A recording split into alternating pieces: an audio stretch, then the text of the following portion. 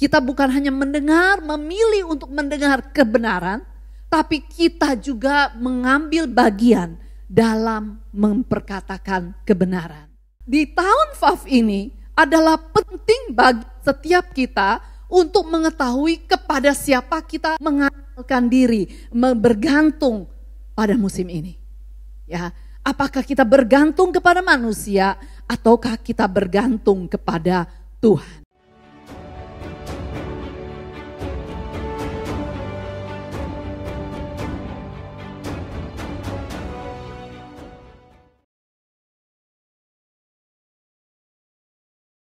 Apa kabar saudara?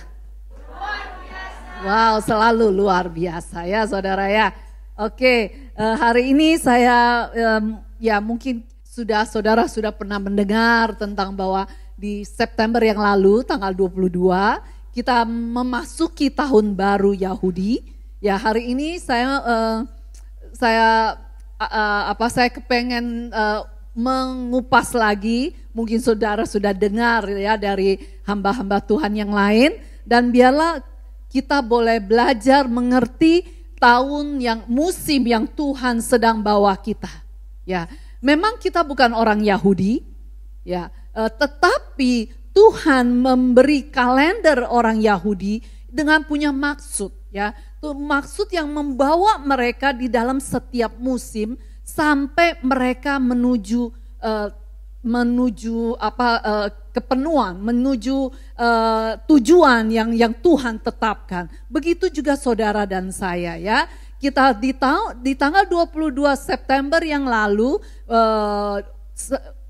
kalau semua saudara tahu adalah tanggalan Yahudi memulai hari mereka dengan pada saat matahari terbenam. Kalau bagi tanggalan internasional yang sekarang kita lewati, hari ini tanggal berapa saudara? 12 Oktober, kita memulai hari kita tuh dari jam 12 malam. 12 malam, 00 udah mulai hari yang baru ya. Tetapi tanggalan Yahudi itu dimulai dari pada saat matahari terbenam dan itulah hari yang baru ya. Kita memulai tahun Pefaf ya, yang kita panggil Pefaf adalah 5786 ya. Dari 22 September bulan lalu, 20 hari yang lalu ya, sampai nanti tahun depan September 11. Adalah tahun di mana saya mau merindukan setiap kita mengerti Tuhan tuh punya arti dalam setiap musim, sehingga kita boleh mengerti musim itu apa. Ya, adalah baik bahwa setiap kita mengerti musim. Ya, dalam kita mengerti musim, kita berpakaian baju yang mengikuti musim itu. Ya, kita makan sesuatu yang musim itu berada. Segala sesuatu kalau mengikuti musim itu tuh lebih gampang.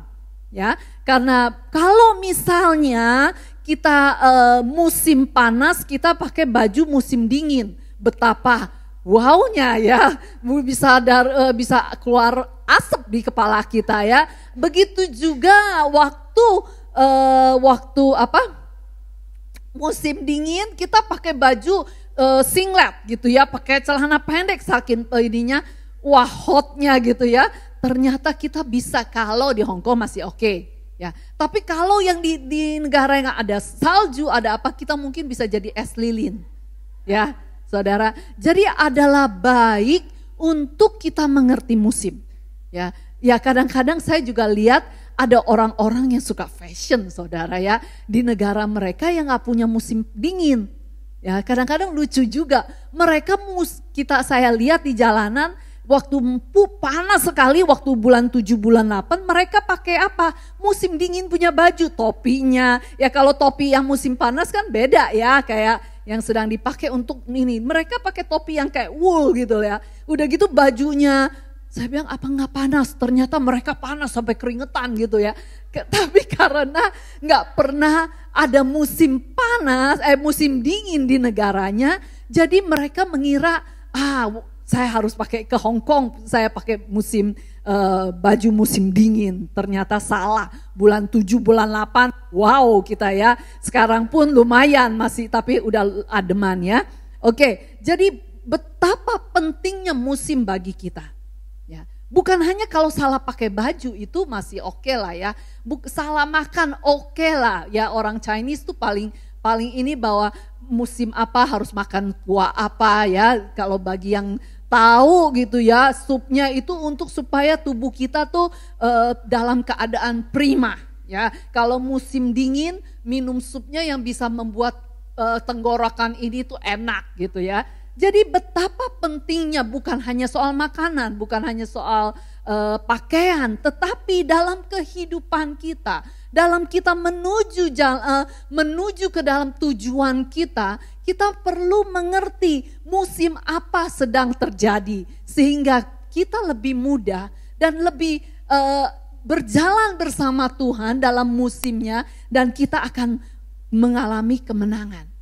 Kalau kita menentang musim, itu akan seperti kita menentang arus air. Perlu kekuatan yang lebih besar, ya. Perlu apa ya? Pergumulan yang lebih besar, ya. Kita ada di musim P5, ya. P adalah next. P itu berbicara tentang kita sedang lewati dan akan berakhir di tahun 89. Ya, sekarang kita di tahun berapa saudara? 57? 86 saudara ya, P5.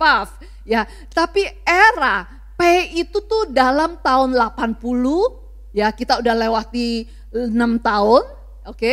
Dan masih ada lagi 6, 7, 8, 9. Ada 4 tahun lagi yang kita akan lewati. P ini berbicara kalau lihat tandanya itu seperti mulut, ya mulut. Dan kita tahu di P, era P ini adalah era di mana mulut berbicara, ya mulut mengambil bagian ya saudara.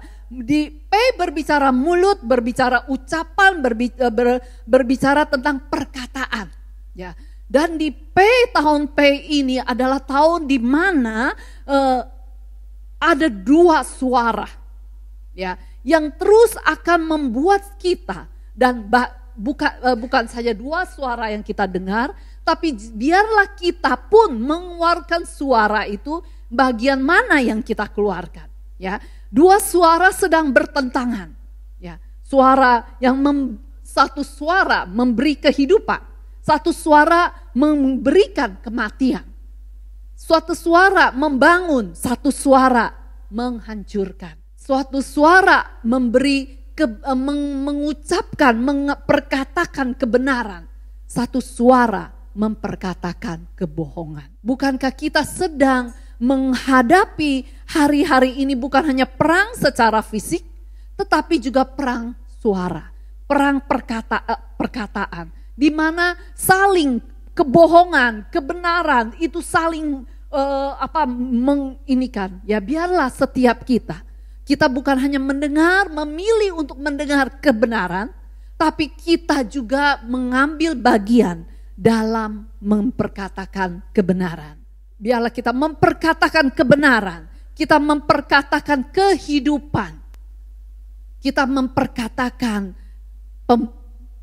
membangun seseorang, bukan yang menjatuhkan, bukan menghancurkan, bukan mengucapkan kematian, bukan mengucapkan kebohongan. Amin saudara. Biarlah kita mengerti begitu kacaunya sekarang ini tentang peperangan ini antara gelap, antara terang, antara kehidupan, antara dengan kematian, antara membangun dan menghancurkan. Ya, kita akan temukan di sosial media dan biarlah kita memilih, baik-baiklah kita memilih untuk melihat, untuk mendengar, untuk mengambil pihak yang tidak pihak kehidupan. Amin saudara, inilah era yang kita hidupi dan biarlah kita juga bukan hanya kita memilih, tapi kita juga berlaku seperti terang, karena kita adalah anak-anak kehidupan, anak-anak terang, anak-anak yang membangun, anak-anak yang mengucapkan kebenaran itu. Amin saudara. Oke, kedua, kita lihat adalah 6. 6 berbicara tentang 6 itu seperti dalam bahasa Ibraninya itu tulisan kunonya dan tulisan mereka itu seperti memang tulisannya nggak kayak kita 1, 2, 3 gitu ya. Tapi mereka seperti kalau tahu adalah seperti bahasa Chinese ya. Punya arti dalam setiap huruf mereka tuh punya arti. Nah ini arti Vav ini seperti ini itu seperti pasak ya. Apa sih pasak? Ya pasak itu seperti pasak tenda di mana tenda harus patok gitu ya. Kalau ada yang ngomong patok ya. Itu juga seperti apa? Paku. Ya, seperti kail. Ya, kail yang bahkan ada yang ngomong seperti nggak tahu saudara pernah ngerajut gak? Ya, seperti ngerajut gitu dari benang-benang jarum ya dikait terus dirajut gitu. Itu seperti itu. Ya, arti dari Vav yang kita hari ini kita mau belajar ada 3 ya, kita akan belajar. 1 adalah koneksi ya. Musim ini adalah musim koneksi. Ya, katakan koneksi. Ya, koneksi. Kedua adalah musim di mana kita mengambil langkah untuk mengamankan warisan. Wow. Ada yang suka warisan? Semua kita suka warisan. Ya, nah inilah tahunnya saudara. Kalau kita nggak tahu, kita harus zaman dulu kalau waktu pembagian tanah di Israel, mereka 12 suku ya, Lewi nggak dikasih. Mereka itu dalam waktu mereka dibagikan warisan tanah itu, mereka akan patok gitu ya, patokin beri tanda itu kepunyaan mereka. Nah inilah musim di mana kita harus mengamankan warisan kita dengan mematok. Ya, patok itu. Vav juga berarti angka 6. Ya, angka 6 itu adalah angka manusia, saudara dan saya. Ya, Adam diciptakan di hari ke-6. Jadi tahun ini, musim ini kita musim di mana kita merayakan manusia. Ya, ada apa dengan manusia itu ya? Kita akan belajar satu-satu tinggal oke. Kedua, koneksi. Ya, koneksi berbicara tentang hubungan, saudara. Ya, nah di tahun Vav ini adalah penting bagi setiap kita untuk mengetahui kepada siapa kita mengandalkan diri, bergantung pada musim ini. Ya, apakah kita bergantung kepada manusia ataukah kita bergantung kepada Tuhan? Oke, adalah the next dikatakan di Yeremia 17 ayat 7, kita baca sama-sama. 1, 2, diberkatilah, andalkan Tuhan yang menaruh harapannya pada Tuhan. Oke, biarlah itu menjadi dasar dalam tiap koneksi kita perlu mendasari hubungan itu dulu kepada Tuhan. Oke, kita menggandol itu kepada Tuhan dan firman-Nya. Kalau saudara mau mengalami kesuksesan, keberhasilan dalam tahun ini, pertama dan terutama adalah kita perlu terhubung dulu dengan Tuhan dan firman-Nya. Oke, sehingga sesudah kita membangun hubungan dengan Tuhan, Tuhan akan mempertemukan kita dengan orang-orang yang akan membuat kita terkonek. Untuk mendapatkan sesuatu, orang dunia tahu kok, koneksi itu penting. Untuk saudara bisa berhasil dalam sekolah, dalam pekerjaan, dalam apapun, dalam pelayanan sekalipun. Kalau saudara terkonek dengan seseorang yang berpengaruh, saudara akan lebih mudah. Tetapi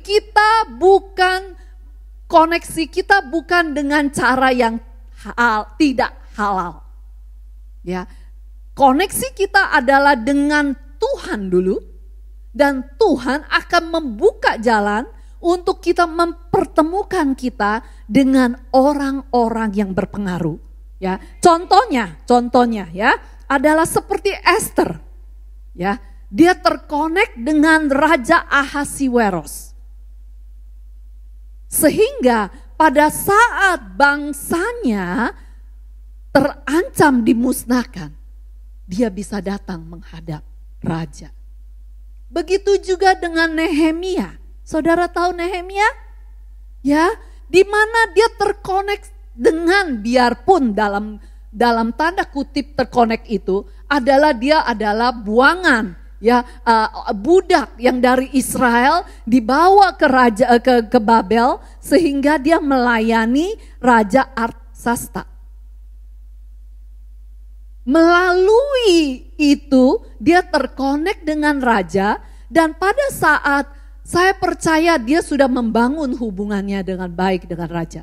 Sehingga pada saat dia mendengar kabar tentang Israel, Yehuda yang temboknya masih runtuh, yang masih dalam kemiskinan segala macam, dia tanpa dia sadar mukanya murung. Tahukah saudara, kalau seorang budak pelayan di hadapan raja yang saat itu, apa yang raja suka, nggak suka langsung bek. Ya, dia mukanya murung, saudara. Tapi lucunya, rajanya karena terkonek, karena terhubung dengan raja nggak langsung bilang cam tau, gitu kan? Tahu cam tau? Ya langsung buk gitu kan. Ya itu akan terjadi. Tetapi karena dia terhubung dengan raja yang pada saat itu adalah raja yang berpengaruh, raja hanya tanya, kenapa kamu murung? Dia kasih tahu, bagaimana saya gak murung kalau saya melihat, saya mendengar tanah di mana saya lahir itu runtuh, temboknya belum dibangun segala macam. Dan apa yang terjadi? Raja mengirim dia menjadi gubernur, saudara, di Yehuda. Tahun ini berbicara tentang koneksi. Kita perlu mengerti itu. Biarlah kita mau membangun hubungan.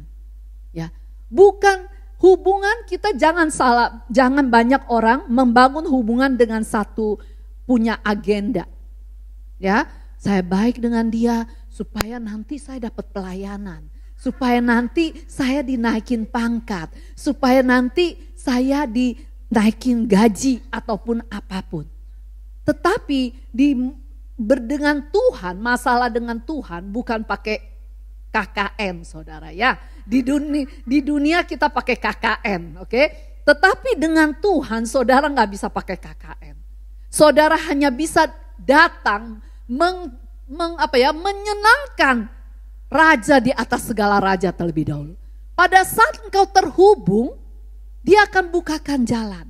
Dia akan bukakan kesempatan saudara untuk mengkonek dengan orang yang perlu untuk saudara bisa dipromosi. Promosi apapun ya. Jadi belajar untuk mengerti bahwa tahun ini tahun koneksi. Belajarlah untuk pertama dulu menyenangkan Tuhan, dan sesudah itu kita juga perlu belajar untuk bagaimana, nah nanti abis ini kita akan belajar membina persahabatan ya saudara, ntar kita akan belajar ya. Kedua, dalam koneksi itu kita lihat bahwa koneksi itu tadi hubungan adalah di mana kita yang punya inisiatif ya untuk connect dengan Tuhan. Connect dengan orang-orang yang di sekitar kita. Tetapi pada saat koneksi itu pada saat koneksi itu lancar, ya Tuhan tahun ini, musim ini akan memberi dirinya ditemui, dengan dia akan mewahyukan ya, ini waktu untuk kita mendengar. Biasanya hubungan dijalin, dibina dengan orang yang punya inisiatif dulu, yaitu saudara dan saya. Kita punya inisiatif untuk menjalin, untuk mematokkan hubungan kita dengan Tuhan. Sesudah itu Tuhan sesudah terkonek, Tuhan akan menyatakan dirinya kepada saudara dan saya. Ya, inilah suatu hal yang luar biasa. Biarlah ini menjadi PR saudara dan saya. Saya mau tahun ini terkonek dengan Tuhan. Terlebih dahulu saya connect dulu dengan Tuhan. Dan pada saat saya connect, Tuhan akan membukakan koneksi-koneksi yang lain. Supaya saya bisa melewati hal-hal yang lebih baik. Oke saudara? Kedua adalah mengenai apa saudara tadi? Mengamankan warisan. Wow, pasti semua suka warisan ya. Gak ada yang gak suka warisan. Bagaimana kita bisa mengamankan warisan? Ada 3 hal yang kita perlu pelajari. Adalah belajarlah seperti hamba yang setia dalam mengerjakan talentanya. Kita lihat di Matius 25 dikatakan adalah, ya nanti saudara baca sendiri ayat 14 sampai 30. Tuannya mau pergi berpergian dan dia punya 10 talenta. Satu hambanya diberikan 5, satu diberikan 8 ya. Dia punya 2, diberikan 2 dan satu lagi diberikan 1. Ya. Yang 5 mengerjakannya dengan serius. Ya. Yang 2 biarpun dia nggak sebanyak 5, dia juga mengerjakan yang serius. Tetapi tinggal yang 1 itu loh. Dia pikir, aduh saya talentanya cuma 1 kok. Ada nggak ada juga sama, nggak beda banyak. Nah itu yang menjadi problemnya.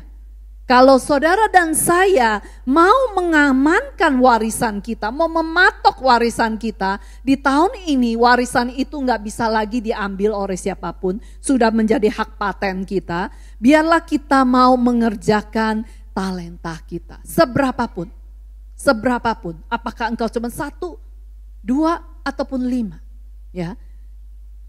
Dan di ayat 9 saya nggak tulis di situ, dikatakan Tuhan akhirnya pada saat tuannya pulang dia temukan yang 5 menjadi 10, yang 2 menjadi 4. Nah yang tinggal 1.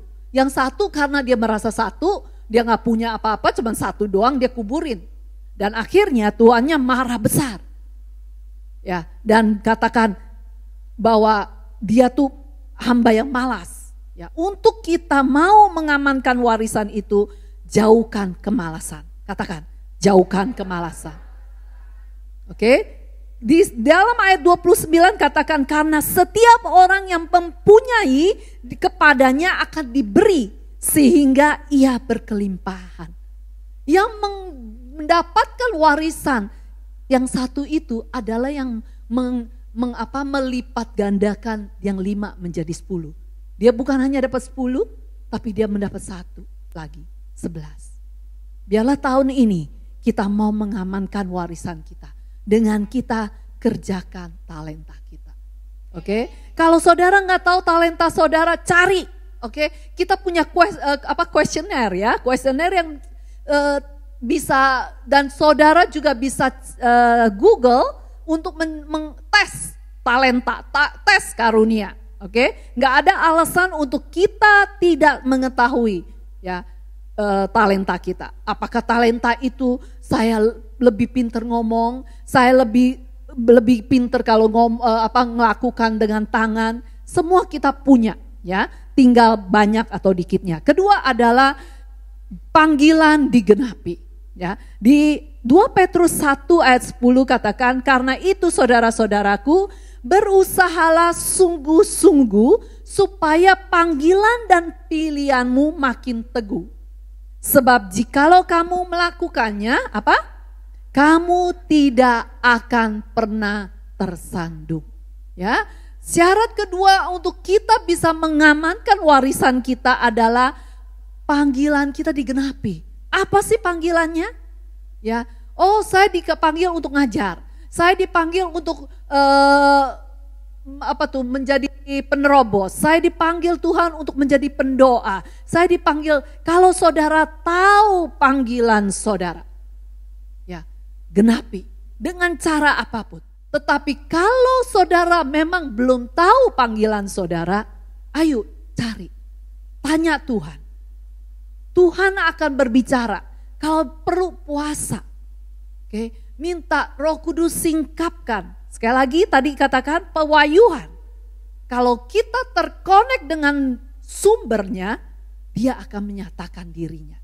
Ya, biarlah kita mengerti panggilan kita sehingga panggilan kita boleh genapi.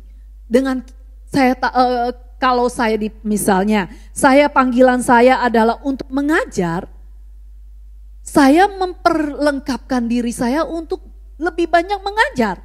Maksudnya belajar lagi bagaimana mengajar lebih baik, materi-materi, banyak baca buku, banyak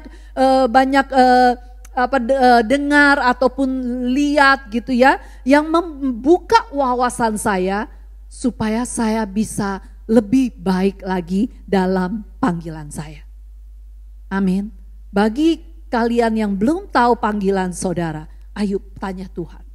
Minta Tuhan singkapkan, apa sih panggilan saya?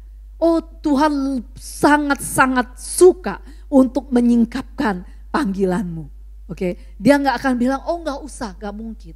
Setiap kita punya panggilan, ya, dia sangat suka. Bahkan kalau kita datang, Tuhan, panggilan saya apa? Dia pasti akan menyatakannya kepada saya. Ketiga, bagaimana kita bisa mengamankan warisan kita adalah hidup benar atau kudus. Ya, di Ibrani 12 ayat 14 katakan, berusahalah juga untuk hidup suci, khusus untuk Tuhan, sebab tidak seorang pun dapat melihat Tuhan kalau ia tidak hidup seperti itu. Saudara, untuk kita bisa mengamankan warisan ini, kita perlu hidup benar. Karena dalam hidup benar, pembelaan Tuhan akan turun. Ya, waktu iblis mendakwa kita, dia pasti mencongkel-congkel bukti apapun untuk supaya dia bisa mendakwa kita di hadapan Tuhan bahwa ini anak nggak layak terima warisan, ini anak nggak layak dipercayai untuk mengolah warisan. Tapi pada saat kita hidup benar, pada saat kita hidup kudus, pembelaan Tuhan akan datang. Ya, nggak mungkin dia akan katakan, oh ya, karena dia mengenal saudara dan saya. Pada saat hidup kita benar, hidup benar bukan berarti kita sempurna, bukan. Ya, jangan salah artikan hidup benar, hidup kudus itu tuh sempurna. Nggak ada orang yang sempurna kecuali Yesus. Oke, orang yang benar, orang yang hidup kudus adalah dia tahu dia salah dan dia langsung minta maaf dan dia akan berusaha sebisa mungkin untuk tidak mengulangi lagi. Itulah orang-orang yang hidup benar. Amin. Oke, ketiga, manusia. Kita adalah manusia, angka manusia 6.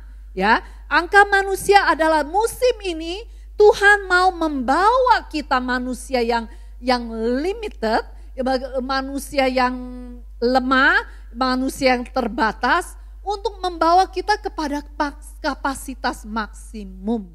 Bagaimana caranya supaya kehendak Tuhan untuk memaksimumkan kapasitas kita adalah perlu ada andil atau perlu ada kerjasama antara Tuhan yang menghendaki dan saudara juga menghendaki. Ya, nah itu saya tulis no regret. Ya, di dalam banyak quote atau ya tulisan bilang hidup cuman sekali. Ya, nikmatilah hidup supaya jangan ada penyesalan. Tapi ada lagi tulisan, ya hidup cuman sekali, ya tetapi biarlah kita, karena hidup kita ini yang di bumi ini cuman 80 tahun, 90 paling panjang atau 100, tetapi eternal, kehidupan kekal, itu tuh selamanya. Jadi pergunakanlah hidupmu sebaik mungkin untuk kalian, kita semua, jangan kalian, saya juga. Oke, setiap kita untuk menghadapi kekekalan. Ya, sehingga pada saat waktu kita di bumi ini, kita no regret. Gak ada penyesalan. Ya kalau tahu banyak kali. Ya, kalau saudara berhadapan dengan orang-orang yang sudah mau dipanggil Tuhan. Banyak penyesalan. Banyak hal-hal yang membuat mereka, kalau begitu saya gak begini. Kalau begini, kalau ada pepatah Hong Kong. Di pepatah Hong Kong katanya kalau ada penyesalan nggak ada pengemis, ya. Kalau mau maksudnya artinya itu adalah kalau kita biasa penyesalan itu datangnya terakhir, ya. Kalau semua orang tahu ya bahwa jalan saya ujung-ujungnya mau jadi pengemis, nggak ada yang mau lakukan. Tetapi biasanya udah sampai pengemis baru nyesel. Jadi biarlah kita mengetahui ya, hidup cuma sekali, pergunakan sebaik-baiknya. Tapi bukan berarti nikmati sebaik-baiknya, bukan. Tapi pergunakan hidup ini sebaik-baiknya. Katakan kepada sebelahmu. Sebaik-baiknya. Bagaimana kita mempergunakan sebaik-baiknya? Adalah dengan mengembangkan diri. Ya. Jangan sia-siakan waktumu untuk hal-hal yang enggak berguna. Ya. Apa itu hal-hal yang enggak berguna? Urusin emosinya yang selalu enggak benar. Ya. Sakit hati lagi, tersinggung lagi, marah lagi, sana marah, sana sini marah. Enggak habis-habisnya. Ya. Udah, gak zamannya lagi saudara. Ya, gak zaman lagi ngurusin yang gini-ginian. Tapi gunakan waktumu untuk mengembangkan dirimu. Karena Tuhan mau membawa saudara bukan menjadi ekor. Dia mau menjadi saudara menjadi apa? Kepala. Bagaimana kepala kalau kita gak mengembangkan diri? Ya, tahun koneksi, benar.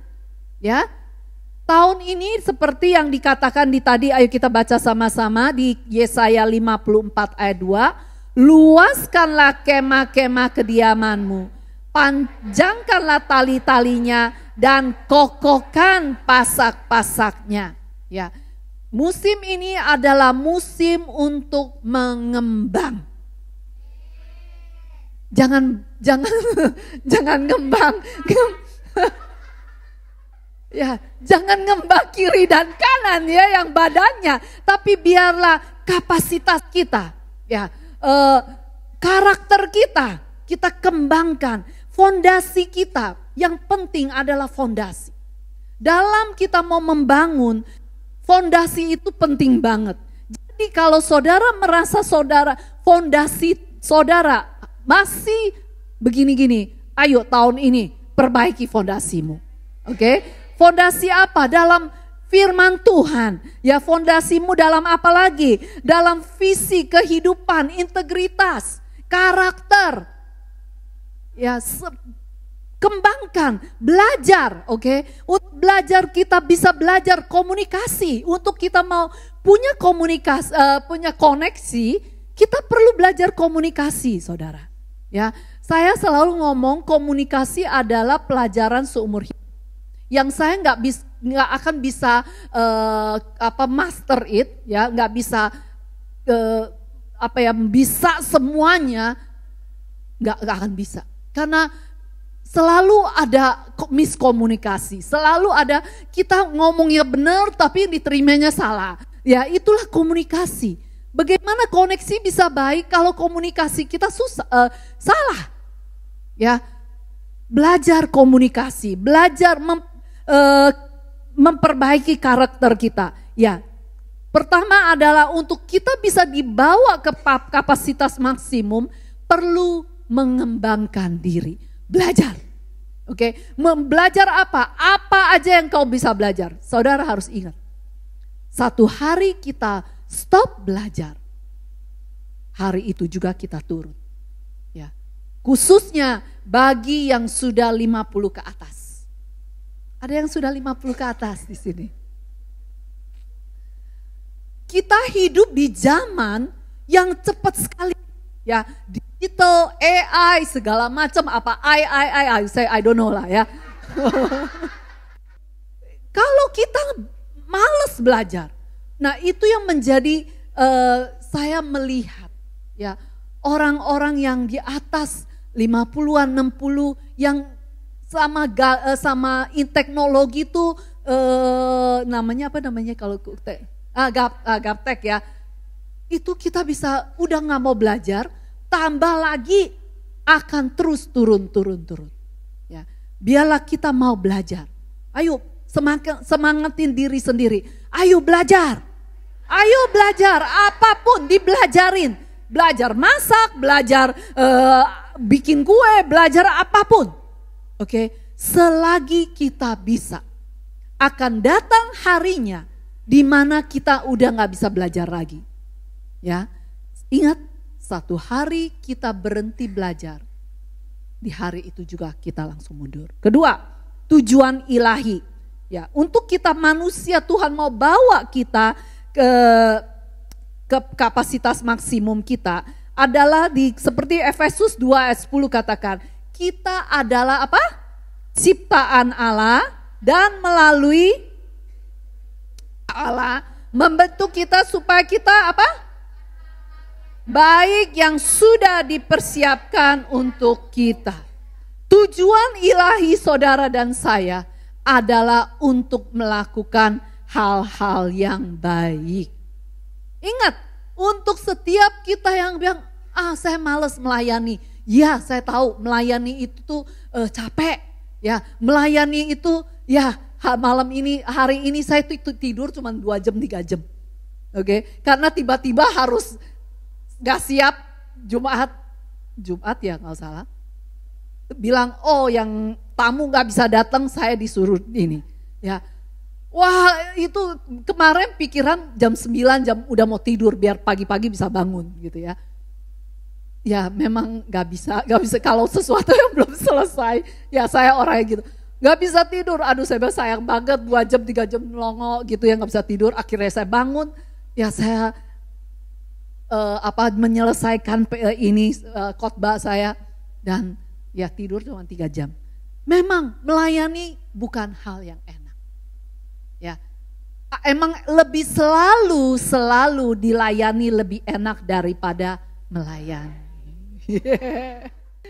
Tetapi tujuan ilahi untuk kita bisa mengalami kapasitas kita di stretch, ya itu harus hal-hal yang zona nyaman kita udah harus dihilangkan, zona nyaman kita udah harus dibuang dan karena semua orang suka hidup dalam zona nyaman, termasuk saya. Gak ada orang yang mau menderita, betul? Tetapi zona nyaman gak akan bawa kita kemana-mana, tetapi stretchingnya Tuhan akan membawa kita ke maksimum. Amin. Yang terakhir, oke. Yang terakhir adalah 2 kata, all out. Oke. Nah, keberhasilan, kalau saudara mau berhasil, kalau saudara mau sukses, itu bukan jalan yang gampang. Ya, saudara lihat orang lain sukses, itu dia sudah di atas. Tapi waktu dia gak dikenal orang, yang dia masih lagi ger-ger untuk naik ke atas, gak ada yang tahu saudara. Gak ada tahu berapa jam dia lakukan itu, berapa malam dia gak tidur, berapa hinaan ataupun apapun yang dia harus alami. Ya, success is no accident. Gak ada kebetulan. Ya, itu adalah kerja keras, ketekunan, pembelajaran, pengorbanan, dan yang terlebih dari semuanya adalah kita mencintai apa yang kita lakukan atau belajar untuk lakukan. Itulah kunci sukses. Gak ada sukses kalau kita cuman pangku tangan, gak ada. Ya, all out, katakan all out.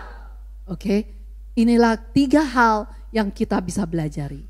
1, koneksi. Ya, ingat, terhubung dulu dengan Tuhan dan Tuhan akan membukakan koneksi-koneksi yang lain. kedua adalah apa saudara? Mengamankan warisan. Ya, tahun mengamankan warisan. Ayo kita lakukan lagi. Ketiga adalah manusia. Tuhan gak mau saudara cuma selamanya di sini. Tuhan mau bawa saudara naik lebih tinggi lagi. Membuka horizon saudara. Membuka cakrawala saudara. Ya, mungkin saudara rasa, oh Hong Kong adalah tempat yang paling jauh saya bisa datangi. Oh, jangan kira. Tuhan mungkin bisa membuka saudara untuk ke Kanada seperti yang di sini, ya. Untuk yang di tempat lain, mungkin ke ujung bumi, mungkin saudara dibawa Tuhan ke Yerusalem, kemanapun, tidak ada yang tahu. Tapi yang perlu adalah kita mengerti Tuhan punya rencana yang baik untuk saudara saya. Dan kita perlu tidak hanya pangku tangan untuk mencapai itu. Kita perlu kerja keras saudara. Amin. Oh rabashandara rabasekarara. Kurabasyara patakara. Terima kasih ya Tuhan untuk paparan yang Tuhan berikan kepada kami. Untuk kami boleh mengerti musim apa yang kami sedang hidupi sekarang ini. Supaya kami boleh Tuhan hidup di dalamnya, kami boleh mengalami kepenuhan, kami boleh mengalami kemenangan di musim PFAF ini Tuhan. Dan biarlah Tuhan terutama dan yang pertama Tuhan, kami mau menghubungkan diri kami kepadamu, kepada firman-Mu Tuhan. Dan juga kami Tuhan, kami percaya pada saat kami mengerjakan talenta kami, pada saat kami menggenapi panggilan-Mu, pada saat kami hidup benar, warisan kami pasti akan Tuhan berikan kepada kami. Dan biarlah kami juga Tuhan mau bekerja sama dengan Engkau untuk kami boleh mencapai kapasitas kami yang maksimum Tuhan.